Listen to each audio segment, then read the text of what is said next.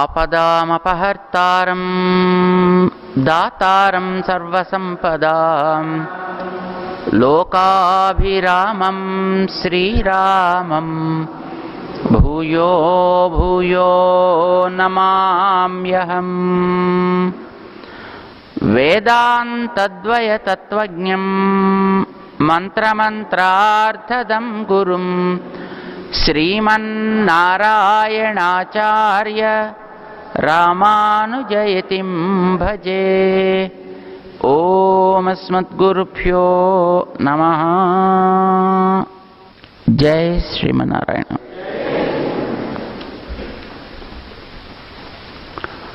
ప్రియ భగవద్బంధువులారా, మనిషి జీవితం ప్రమాణబద్ధమైనది. మనిషికి ఉండేటటువంటి జ్ఞానం కూడా ప్రమాణబద్ధమైనది కావాలి. చైతన్య ఆధారం అయినటువంటి జీవుడు, ఆ జీవుడు వెనక ఆత్మనా అనుప్రవిశ్యామి అని సంకల్పం చేసుకున్నటువంటి దేవుడు ఒక్కడు. మూడు అన్నీ ఉంటాయి, ఇప్పుడు ఉంటాయి, అప్పుడు ఉంటాయి. అయితే ఇప్పుడు ఈ ప్రకృతి పైన కనిపిస్తోంది, వాడు లోపల ఉన్నాడు. ఒకనాడు ఏం చేస్తాడు, పని అయిపోతే వీటన్నిటిని కూడా వెనక్కి తీసేసుకుని తాను మాత్రం ఇలా పైన ఉంటాడు, వీటన్నిటిని లోపల పెట్టేసుకుంటాడు. మరొకనాడు మళ్ళీ టైం వచ్చినప్పుడు మళ్ళీ వీటన్నిటిని చాలా బాగా విస్తరింపజేస్తాడు, తను లోపల కూర్చుంటాడు. మళ్ళీ ఇంక చాలా అని అనిపిస్తే వాటన్నిటిని ముడి చేసుకుంటాడు, తాను లోపల పెట్టుకుని వీటన్నిటిని తాను ఒక్కడే కూర్చుంటాడు. మొత్తానికి పైకి తీసినా వాటన్నిటిని ముడి చేసుకున్నా తానొక్కడు మాత్రం ఎప్పుడు ఉంటాడు. తానొక్కడు ఎప్పుడు ఉండదు కదా, ఈ రెండింటిని కూడా తనతో పాటు పట్టుకునే ఉంటాడు. అయితే అప్పుడప్పుడు అవి కనిపిస్తాయి, అప్పుడప్పుడు అవి కనిపించవు. పైకి తెస్తే కనిపిస్తాయి, తేపతే కనిపించవు. మనకి చిన్నప్పుడు ఈ జాతరలు జరుగుతుంటాయి చూడండి. ఇప్పుడు నిన్న బోనాల పండుగ జరిగింది. ఆ బోనాల పండుగ జరిగినప్పుడు అంతా ఎక్కడ ఏ గుడి దగ్గర చేరతారో ఆ చేరే చోట ఓ పెద్ద దుకాణాలన్నీ పెడతారు అక్కడ. అలాంటి చోట్లకు వచ్చేటప్పుడు కొన్ని చిన్నపిల్లలకు ఆడుకోవడం కోసం కొన్ని పట్టుకొస్తారండి. అది ఇలా ఒక చిన్న స్టిక్ లాగా ఉంటుంది. ఆ స్టిక్ను ఒక పక్కన పట్టుకుని పైన కిందను దానిలా కిందకి రెండు దగ్గరికి వచ్చేట్టుగా ఇలా వెనక్కి తీస్తే నుంచి ఇలా ముందుకి ఇలా పొడుగ్గా సాగి పాము వస్తుంది. అలా అందులో పాము ఉన్నట్టే మనకు తెలియదండి. మామూలుగా చిన్న స్టిక్లా ఉంటుందండి. ఇలా అంటే టక్ మన పాము ముందుకు వస్తుంది, మళ్ళీ వెనక్కి తీసేస్తే ఆ పాము వెనక్కి వచ్చేస్తుంది. అది చిన్న స్టిక్ అంటే స్టిక్లా కనిపిస్తుంది అంతే. మనకు అది స్టిక్లా కనిపిస్తుంది, కానీ అది ఎలా నొక్కినప్పుడే అది ముందుకు వస్తుంది, లేకపోతే వెనక్కి వెళ్ళిపోతుంది. ఒకటే అన్నట్టు అనిపిస్తుంది, కానీ అలా నొక్కినప్పుడు అది ముందుకు వస్తే దాంట్లో తల ఉంటుంది, దానికి కళ్ళు ఉంటాయి, దాంట్లో నాలుకలు ఉంటాయి, దానికి ఒళ్ళు ఉంటుంది, ఒంటి మీద చుక్కలు ఉంటాయి, చుక్కల మధ్య చారలు ఉంటాయి, అమ్మో ఇవన్నీ ఉంటాయి. ఇలా పైకి తీస్తే, వెనక్కి తీస్తే అవేం కనిపించవు. ఆయన ప్రపంచం కూడా అంతేనాయా. అప్పుడు ఇప్పుడు కూడా ఆ ఒక స్టిక్ ఎట్లాగైతే ఉంటుందో అలాగే ఇప్పుడు ఈవేళ మనం చూసేటటువంటి ఈ ప్రపంచం అంతా కూడా ఇది పైకి తెరిచినటువంటి స్టిక్ లాంటిది. పావును ముందు తీసేశాడు, అందులో వివరాలన్నీ కనిపిస్తాయి. ఇగో ఇప్పుడు అన్నీ కనిపిస్తున్నాయి. ఇప్పుడు రంగులు కనిపిస్తున్నాయి, రూపాలు కనిపిస్తున్నాయి, ఇవి చిన్నగా కనిపిస్తున్నాయి, పెద్దగా కనిపిస్తున్నాయి. నేల, నీరు, నింగి, ఆ నిప్పు, వీటితో పాటు ఉండి తయారైన రకరకాల పదార్థాలు, కొండలు, కోనలు, నదులు, నదాలు, మనుషులు, జంతువులు, పక్షులు, క్రిములు, కీటకాలు. ఓ గాడ్, ఎన్ని ఉన్నాయో. అయితే ఇవన్నీ ఎక్కడి నుంచి వచ్చాయి? అలా స్టిక్ తెరిచినప్పుడు అందులోంచి పాము బయటకు వచ్చినట్టుగా ఇవన్నీ కూడా తనలోంచి లోపల ఉండే వాటిని ఇలా పైకి తీశాడు. తీసి తన లోపల కూర్చున్నాడు. తను లోపల కూర్చున్నాడు కనుక ఇప్పుడు తన అంతర్యామి, లోపలుండి నడిపేవాడు. కానీ ఇవన్నీ ఇప్పుడు పైన ఉన్నాయి. మరొకసారి ఏం చేస్తాడు, ఇవన్నీ తీసేసుకొని మళ్ళీ లోపల పెట్టేసుకొని తన లోపల మాత్రం తన జేబులో పెట్టేసుకుని తన ఒక్కడ మాత్రం కూర్చుని ఉంటాడు అలా కాళ్ళు ఒప్పుకుంటూను. అప్పుడు వాడొక్కడే కాబోలని అనిపిస్తుంది, అది వాడు. ఇప్పుడు ఇలా విడదీస్తే నువ్వు కనిపిస్తున్నావు, నేను కనిపిస్తున్నా, వాడు కనిపిస్తున్నాడు, వీడు కనిపిస్తున్నాడు, అది కనిపిస్తోంది, ఇది కనిపిస్తోంది. వీటికి పేర్లు కూడా వచ్చేసాయి. నువ్వు, నేను, వాడు, వీడు, అది, ఇది, చెట్టు, పుట్ట, గట్టు, ఇప్పుడు పేర్లు చెప్తున్నాం. అన్నీ లోపల తీసేసుకుంటే మనకి పేర్లు చెప్పడం చేత కదా. అప్పుడు ఒక్కటి అని అంటాం. నాయనా, పిల్లాడా, శ్వేతకేతు, నువ్వు కూడా అంతేనాయా అని పిల్లాడికి వాళ్ళ నాన్నగారు పాఠం చెప్తున్నారు. ఇప్పుడు నువ్వు కూడా అంతే. అంతే అంటే ఏమిటి అర్థం? పైన కనిపించేది ఒకటి, ఈ కనిపించే దానికి లోపల చైతన్యం కలిగి దాన్ని నాది నాది అనుకునే జీవుడొక్కడు. ఆ లోపల ఉండేటిని జీవుడే నేను శ్వేతకేతుని అని అనుకుంటున్నాడయా. కానీ ఈ శరీరాన్ని ఆత్మని కూడా అలాగా ఉండేట్టుగా చేసి ఆ లోపల అంతర్యామిగా కూర్చున్నటువంటి తత్వం, బ్రహ్మతత్వం ఒకటి ఉంది. చేత నువ్వు అలాంటి వాడివే, ఇవన్నీ కూడా అలాంటివే. ఈ కనిపించేదంతా ఇవన్నీ మూసేసినప్పుడు కూడా అదే ఉంటుంది. తత్ అంటారు దాన్ని. తత్ అంటే అది అని అర్థం. మనకు అనిపించదు కదండి. తత్ అని దేనంటాం? దూరంగా ఉండేదాన్ని తత్ అంటాం. దగ్గరగా ఉంటే ఇదం అంటాను. ఇదం అంటాం. లేకపోతే ఏతత్ అంటాం. ఏతత్ అన్నా ఇదమన్నా పర్వాలేదు. దూరంగా ఉండేదైతే తత్ అంటే తత్ అనేది మనకు కనిపించదు. ఇప్పుడు ఈ ప్రపంచం అంతా ఇలా ఒక్కసారి లోపలికి స్క్వీజ్ చేసేసి తన పొట్టలో పెట్టుకుని ఆయన చక్కగా కూర్చుని అనుకోండి. అలాగా ఆవిడ మనం తత్తు ఈ ఏ తత్తు ఇదమ్మో అనగలవా? మనం ఎక్కడుంటా మనం కూడా లోపల వేయి కూర్చుని ఉంటాం అక్కడ. అంచేత అప్పుడు అనడానికి ఛాన్సెస్సే లేవు. అప్పుడు అలాగ అనడానికి అవకాశం లేకుండా అన్నిటినీ లోపల పెట్టేసుకుని కూర్చున్న వాడొక్కడు. అది తత్. అంచేత తత్ అంటే ఏమీ లేనటువంటి శుద్ధ బుద్ధ ఏదో ముగ్ధ స్వరూపం ఒక్కటి అనడానికి లేదండి. తత్ అంటే కూడా అది అన్నప్పుడు వాడున్నాడు, వాడితో పాటు జీవులు ఉన్నారు, జీవులతో పాటు ప్రకృతి కూడా ఉంది. కానీ ఎలా ఉన్నాయి అవన్నీ? సంకుచితములై ఉన్నాయి, సూక్ష్మ రూపాన్ని పొంది ఉన్నాయి. ఏమేమిటవి? రెండు. ఏమేమిటవి? చేతన, అచేతన. ఈ రెండింటినీ కలిగి ఉన్నవాడు ఒకడు, విశిష్టము. ఎలాంటి దశ అది? అప్పుడది సూక్ష్మ దశ. చేత సూక్ష్మ దశలో ఉన్న చేతన, అచేతన, విశిష్టమైన బ్రహ్మ. ఆయన పేరు బ్రహ్మ అంటారు. ఆయన రెండితో కలిసి ఉన్నాడు. కలిసి ఉన్నాడు కనుక విశిష్టం అంటాం. వేటితోటి? రెండిటితోటి. ఏమిటవి? చేతన అచేతనాలు. ఏ దశలో ఉన్నాయి అప్పుడు అవి? అప్పుడు సూక్ష్మ దశలో ఉన్నాయి. అంచేత దాన్ని సూక్ష్మ, చేతన, అచేతన, విశిష్ట బ్రహ్మ అంటున్నారు. ఎవరు ఇంత పొడుగు అంటాం కష్టమని పాపం ఆ పిల్లాడికి వాళ్ళ నాన్నగారు తత్ అన్నాడు. సింపుల్. తత్. ఇప్పుడు త్వం అన్నాడు. త్వం. ఇప్పుడు త్వం అనేది చూపించడానికి వీలుగా ఉంది. మరి చూపించడానికి వీలుగా ఉందంటే బయటకు వచ్చినట్టు కదా. అది బాగా విస్తారమైనటువంటి రూపాన్ని ధరించింది. ఇప్పుడు ఇందులో ఏమున్నాయి? ఇప్పుడు కూడా ఈ మూడు ఉన్నాయి. కానీ ఇవి ఎలా ఉన్నాయి? ఇప్పుడు ఇవి పెరిగి ఉన్నాయి. పెరిగి ఉండడాన్ని స్థూలము అంటారు. చిన్నగా ఉంటే సూక్ష్మం అంటారు, పెరిగితే స్థూలము అంటారు. ఈ స్థూల రూపాన్ని పొందింది ఇప్పుడు ఈ ప్రకృతి అంతా కూడా. ఒక్కొక్క దాంట్లో ఉండే చేతనుడు కూడా ఇప్పుడు మనకు కనిపిస్తున్నాడు. ఇప్పుడు ఆకులన్నీ గింజలో ఉన్నా మనకు అవేం తెలియటలా. కానీ చెట్టు కింద వచ్చేసిన తర్వాత ఒక్కొక్క ఆకు కూడా అలా కదులుతుంటే అబ్బా ఎంత బాగుందండి, ఓ ఎంత బాగుందండి, ఎంత బాగుందండి అని అనిపిస్తుంది. ప్రతి ఆకు కూడా ప్రతి పువ్వు కదులుతూ ఉంటే, ప్రతి కొమ్మ కదులుతుంటే ఇప్పుడు మనకి తెలుస్తుంది. చిన్నగా ఉంటే తెలియదు కదా. ఇప్పుడు ఇందులో మనం అంతా కూడా అట్లాగా హాయిగా విస్తారమైనటువంటి రూపాన్ని ధరించి ఇగో ఇలా కనిపిస్తున్నాము. స్థూల రూపాన్ని మనం పొంది ఉన్నాం. మనం అంటే ఎవరం? మళ్ళీ రెండు. ఏమేమిటది? పైదంతా కూడా రకరకాల రంగులు రకరకాల రూపాలు కలిగినది ప్రకృతి. ఇలా దీన్ని కదుపుతూ ఉండేది జీవుడు. ఈ జీవుడికి ఇప్పుడు ఆయన లోపల ఉన్నాడు, అంతర్యామిగా ఉన్నాడు.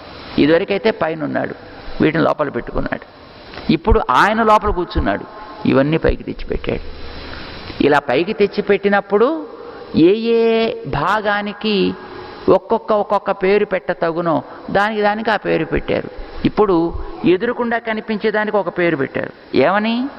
ఆ ఎదురుకుండా కనిపించే కదిలేదైతే దానికి త్వం అని అంటారు. ఈ తనని చూపించుకుంటే అహం అంటారు. లేదు మరొక దాన్ని ఏదైనా చూపించాలంటే అయం అని అంటారు. లేకపోతే ఇదం, అది కదిలేదైతే అయం అంటారు, కదలందైతే ఇదం అని అంటారు. ఏమైతేనేమి ఇది ఒక సంకేతం, ఇది ఒక గుర్తు. అంచేత అది తత్, నువ్వు త్వం. అంచేత తత్ త్వం. ఇప్పుడు నువ్వెట్లాంటి వాడివి? నువ్వు మూడు కలిసి ఉన్నవాడివే. ఏమేమి కలిసి ఉన్నాయి నీలో? పైన ప్రకృతి ఉంది, మధ్యలో నేనున్నా, నా వెంట వాడున్నాడు. ఎలా ఉన్నాడు ఇప్పుడు వాడు? ఉన్నది వాడే, నడిపించేది వాడే. కానీ ఇప్పుడు వాడు ఎలా ఉన్నాడు? స్థూల రూపంలోకి తెచ్చుకున్న చేతన అచేతనములతోటి కలిసి ఉన్నాడు. అంచేత ఏమంటాం వాడిని? స్థూల చేతన అచేతన విశిష్టం బ్రహ్మ. అప్పుడు దశని సూక్ష్మ చేతన అచేతన విశిష్టం బ్రహ్మ. బ్రహ్మ వాడేనండి, బ్రహ్మలో మార్పులేం లేవు. ఆ బ్రహ్మే ఈ బ్రహ్మ. కానీ ఆ వెనకాతలు ఉండేటటువంటి తోకలకి మాత్రం మార్పు ఉంది. ఒకటి తోక ముడుచుకుంది, ఒక దశలో తోక పెరిగింది, అంతే తేడా. మనమంతా తోకలం. ఇప్పుడు మనకి తోక ఇలా ఆడుతూ విడిగా కనిపిస్తోంది, కానీ ఆ దశలో మాత్రం అదేం కనిపించట్లేదు. ఉన్నవాడైతే వాడే ఒక్కడే.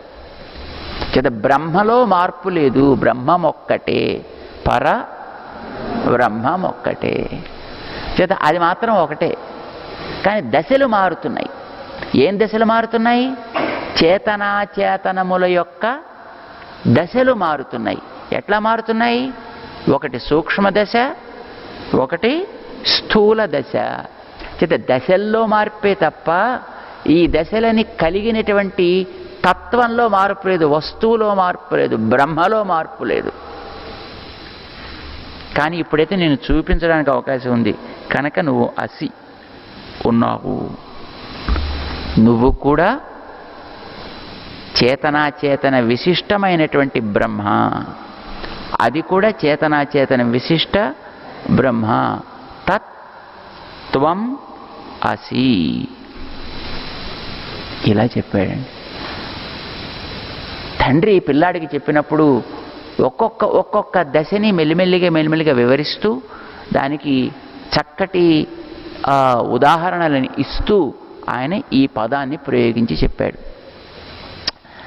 పాపం తెలియని వాళ్ళు, అంటే అంతలాగా దాన్ని గమనించని వాళ్ళు, ఓహో తత్వం అసి అంటే అది ఇది రెండు వేరు కాదయా, ఒక్కటే. అసలు నువ్వనేది లేనే లేదు, ఈ ప్రపంచం అనేది లేనే లేదు, ఇదంతా మొత్తం ఏమీ లేదు, ఇదంతా మొత్తం ఉన్నది ఒక్కటే తత్. అనడానికి కూడా అవకాశం లేనిది. కానీ పదాలు చెప్పింది మనం జాగ్రత్తగా గమనించాలని దాన్ని చూపించారన్నమాట ఉపనిషత్తుల్లో. మన భగవద్ రామానుజాచార్య స్వామి ముందు ఆ పదాన్ని తీసుకున్నారు. తత్వమసి ఏం చెబుతోంది దీంట్లో అంటే, మనం వాడు ప్రకృతి మూడు ఎప్పుడు ఉంటాయి. ఇప్పుడు మనం ఇక్కడ ఈ దశలో అప్పుడప్పుడు సూక్ష్మ దశకి, అప్పుడప్పుడు స్థూల దశకి ఇలా వస్తూ పోతూ ఉంటాము. ఇది కర్మ వల్ల జరుగుతోంది. ఈ కర్మని కనుక మనం తొలగించుకోగలిగితే ఈ మళ్ళీ అప్పుడప్పుడు మళ్ళీ ఇంట్లోకి రావడం, మళ్ళీ అప్పుడప్పుడు లోపలికి పోవడం, ఇలాంటి చికాకులు మనకు అక్కర్లేదు. ఎందుకంటే లోపలికి పోతూ బయటకు వస్తూ ఉంటే బయటకు వచ్చేటప్పుడు మళ్ళీ ఏ రూపంలో వస్తామో మనకి తెలియదండి. పోవడం అయితే పోతాం, ఇందులోంచి పోవడం అయితే బయటికి పోతాం, కానీ మళ్ళీ కొత్తగా వచ్చేటప్పుడు వెనకాతల కర్మ ఏ శరీరాన్ని నీకు తెస్తుందో అది మనకి తెలియదు. ఇప్పుడంటే మనుషులుగా బాగున్నాం, తర్వాత వచ్చేది మళ్ళీ ఏదో పనికిరాంది వస్తే ఇలాంటి దాంట్లోకి మనం వెళ్ళడానికి వీళ్ళే. నిరంతరము ఎప్పుడు నశించకుండా అన్నిటికంటే గొప్ప ఆనందమే నాకు కావాలి అంటే దానికి కూడా అవకాశం ఉంది అని మంత్రాలు చెప్పాయి.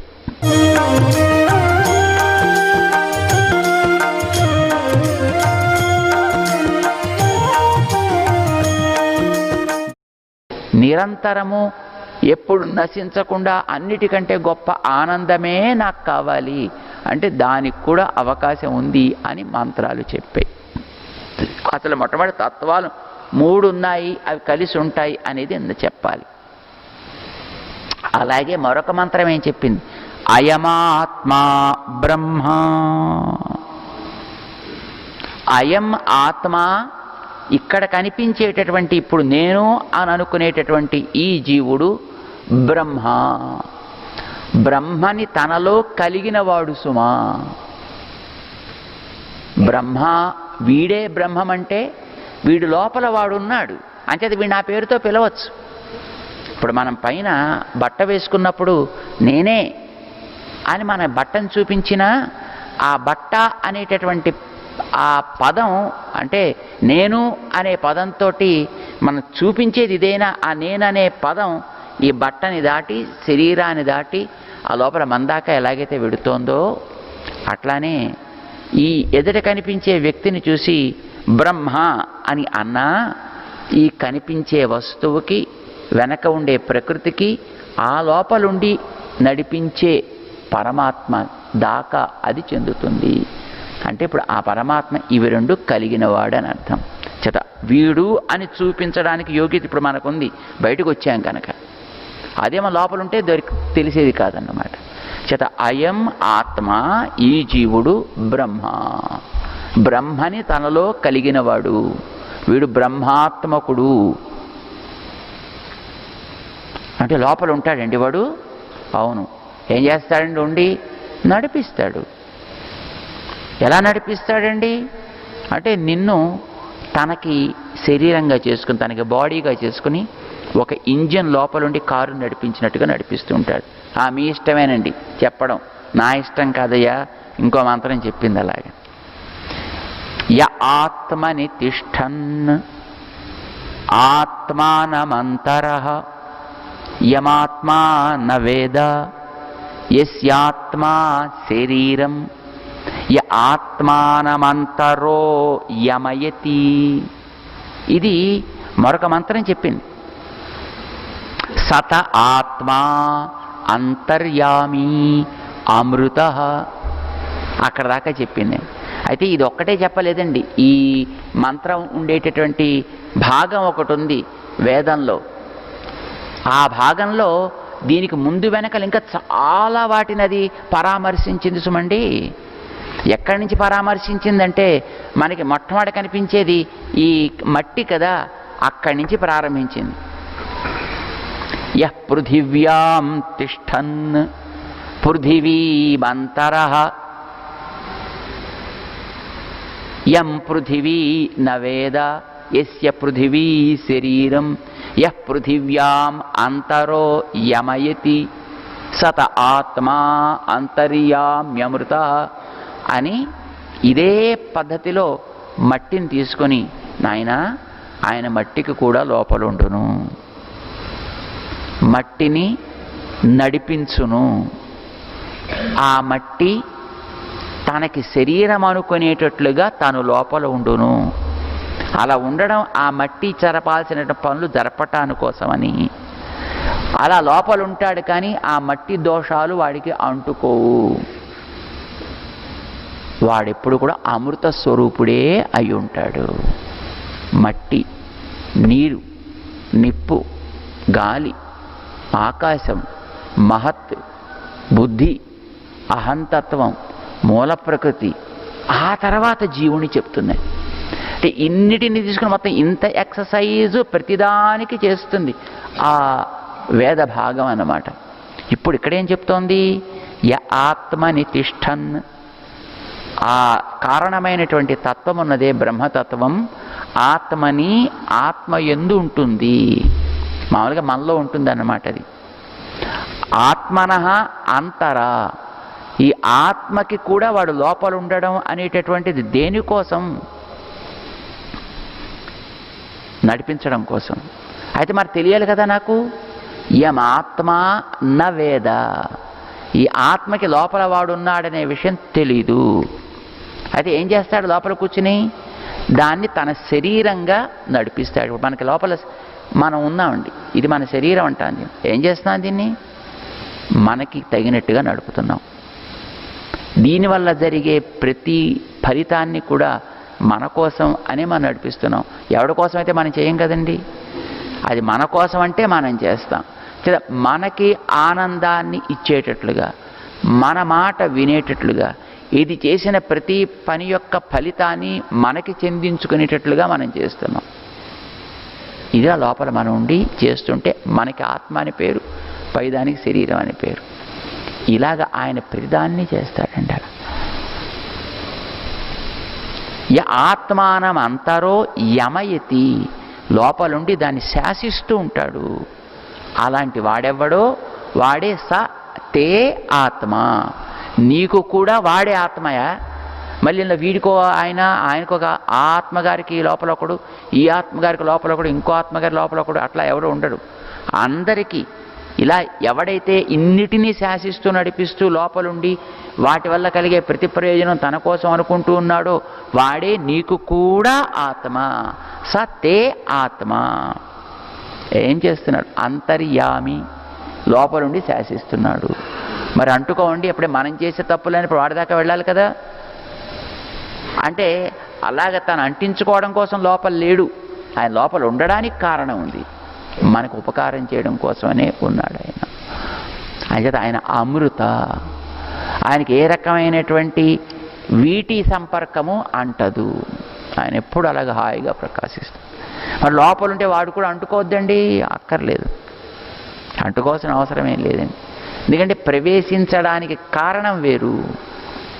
మనకి ఎప్పుడు ఉదాహరణ చెప్తుంటారు, జైల్లో గదిలో ఖైదీ ఉంటాడు, అదే గదిలోకి అప్పుడప్పుడు అధికారి కూడా వెడుతూ ఉంటాడు. అధికారి లోపలున్న వాడిని పని చేయించడం కోసం పెడతాడు, కానీ ఆ లోపల ఉండేవాడు శిక్షణ అనుభవించడం కోసం పెడతాడు. ఇద్దరూ జైలు గదిలోనే ఉన్నారు, కానీ ఇద్దరు ఒకే కారణంతో ఉన్నారు. ఆ లోపల ఒకడు ఏడవడానికి ఉన్నాడు, మరొకడు ఏడిపించడానికి ఉన్నాడు. ఒకడు దండన విధించినవాడు, మరొకడు దండనని అనుభవిస్తున్నవాడు. ఒకడు శిక్ష అనుభవిస్తున్నవాడు, మరొకడు వెనకాతల నుండి దాన్ని అమలు పరిచేవాడు. కానీ ఇద్దరు ఉన్నది గదిలోనే, ఇద్దరు జైలు గదిలోనే. అంత మాత్రం చేత ఇద్దరికీ ఒకే అనుభవం ఉండాలని నియమం లేదు కదా. ఆ గదిలోకి ప్రవేశించడానికి కారణం వేరు అని మనకు తెలుసు. అట్లానే ఈ జైలు గదిలో కూడా మనం ఉన్నాం, మనతో పాటు ఆయన కూడా ఉంటాడు. ఈ జైలు గది అంటే మనొక్కళ్ళకే కాదండి, ఈ కనిపించే సమస్త వస్తువులకి కూడా లోపల జీవులు ఉంటారు, జీవులలో వాడు ఉంటాడు. అందరికీ ఒక్కడే ఉంటాడండి. మనం బోళ్ళంతమందివి. అయితే లోపలకి ఈ ప్రకృతిలోకి మనం ప్రవేశించడానికి కారణం కర్మ అనుభవం, వాడు ప్రవేశించడానికి కారణం మనం అనుభవించడం చేత కాదు, కర్మ మన మీద ఉన్న అనుభవించే శరీరం ఇచ్చిన. అందుకోసం తాను పాపం మనకి తోడుండి, నాయన నువ్వు సులభంగా త్వరగా ఇందులోంచి అనుభవించేసి నువ్వు తరించిపోవడానికి వీలుగా నేను నీకు హెల్ప్ చేస్తానయ్యా అని ఉంటాడన్నమాట. అయితే అప్పుడప్పుడు మనం వాడి మాట వింటాం, ఎక్కువసార్లు వాడి మాట వినం. విన్నాము అంటే ఇందులోంచి బయటపడతాం మనం. సరే మనం వినం కదా, నువ్వు చెప్పేది ఏందయ్యా, నిన్ను నమ్మేది ఏందయ్యా, అసలు నీ కోసం నేను చేసేది ఏందయ్యా అంటాం మనం. సరే నీ ఇష్టం బాబు. అలా అన్నప్పటికీ కూడా నేను వెనకాత ఉండకపోతే నువ్వేం పని చేయలేవు, అందుకోసం ఉంటాను. సరే నీ ఇష్టం వచ్చినట్టు చేసుకుంటానంటే చేసుకో, దానికి కావాల్సిన శక్తిని కూడా నేను ఇస్తానులే అంటాడు ఆయన, చేయిస్తూ ఉంటాడన్నమాట. ఇది మనకి ఈ మంత్రం చెబుతోంది. పేరేంటి ఆయనకి, ఏం పేరు పెట్టచ్చు, ఎట్లా పేరు పెట్టచ్చు అనేది మళ్ళీ ఇంకొక మంత్రం చెబుతోందండి. ఏష సర్వభూతాంతరాత్మా, అపహత పాప్మా దివ్యో దేవ ఏకో నారాయణ. ఆయన ఈ అన్నిట్లోనూ ఉంటాడని గతంలో చెప్పినటువంటి మంత్రం లాగానే మళ్ళీ ఇన్నింటినీ వరుసగా చెప్పుకుంటూ వచ్చి ఒక్కొక్క దానికి చివర ఈ మంత్రాన్ని యాడ్ చేసిందండి వేదంలో. ఏష సర్వభూతాంతరాత్మ ఏష. ఇప్పుడు ఎవడైతే అట్లా లోపల ఉంటాడని మేము చెప్పామో సర్వభూత అంతరాత్మ. సర్వభూత ఏదైనా ఒకటి ఉన్నది అని అంటే దానికి భూతము అని పేరండి. దానికి ఉనికి ఎగ్జిస్టెన్స్ ఉంది అని అంటే దానికి భూతము అని అంటాం. సర్వభూత ఎన్నింటిని మనం ఉన్నవి అని అంటున్నామో అలాంటి వాటన్నింటికి కూడా అంతరాత్మ, లోపలుండి వాటిని శాసించువాడు. అపహత పాప్మ, ఆ వస్తువులకు ఉండేటటువంటి దోషములు అంటనివాడు. దివ్య, ఎప్పుడు తన ప్రకాశానికి లోటు అనేది ఉండదు. ఆ లోపలుండి వీటన్నిటిని నడిపించడం అనేది ఏదో ఒళ్ళు హోనం చేసుకుంటూ ఏడుస్తూ నడిపించడం. ఆయన దివ్య, ఎప్పుడు ప్రకాశిస్తూనే ఉంటాడు. దేవ, ఇవంతా కేవలం తనకి లీలగా కలిగినవాడు. ఇదంతా కేవలం తనకి క్రీడగా కలిగినవాడు. క్రీడగా కలిగినవంటే తన ఆట కోసం అన్నీ నడిపిస్తాటండి అని అనకూడదు. క్రీడంటే అర్థం అది కాదండి. క్రీడంటే ఏ శ్రమ లేకుండా సరదాగా చేసేదని అర్థం, హాయిగా చేసేదని అర్థం అన్నమాట. దేవ, ఎంతమంది ఇట్లాంటి వాళ్ళు? ఏక, తనకి సాటి అయినవాడు అట్లాంటి వాడు మరొకడు లేనే లేడు. నారాయణ, ఆయన ఏం పేరు పెట్టి పిలవచ్చు? నారాయణ అని ఒక నామనిర్దేశం కూడా దానికి చేసింది. మళ్ళీ ఆ పేరు పెట్టడం కూడా దానికి ఉండేటటువంటి యోగ్యత చేత. అయితే అలాంటి దాన్ని మనం ఎట్లా ప్రసన్నం చేసుకోవాలి? అట్లాంటి ఆ నారాయణ తత్వాన్ని మనం ఎట్లా మన అనుగ్రహించేటట్లుగా చేసుకోవాలి? దానికి మనమేమిటి చేయాలి? అలా చేస్తే అది మనకి కలిగించే ఉపకారం ఏమిటి అనే దాన్ని కూడా మరికొన్ని మంత్రాలు మనకి చెప్పాయి. అంచేత ఇప్పుడు మేము చెప్పేటండి ఏ మాట అయినా ఏదో ఊహించి ఎదటవాణ్ణి మసిపూసి మారేడుకాయ చేయడానికో లేదు లాభం పొందడానికో చెప్పే మాటలు కావివి. వేదము చెప్పిన మాటలివి. వాటిని ఒక క్రమబద్ధం చేసి అందిస్తున్నాను తప్ప ఇలాంటిది స్వరూపమిది, సాధనమిది, ఫలమిది అనేటటువంటి దాన్ని ఇవన్నీ స్వకపోల కల్పితములు కావు సుమా అనడానికి రామానుజాచార్య స్వామి ఆ ప్రమాణాలన్నింటినీ కూడా ఒక్కొక్క దానికి తగినట్టుగా ఒక్కొక్క ప్రమాణాన్ని మనకి చూపిస్తూ ముందుకు సాగుతున్నారు.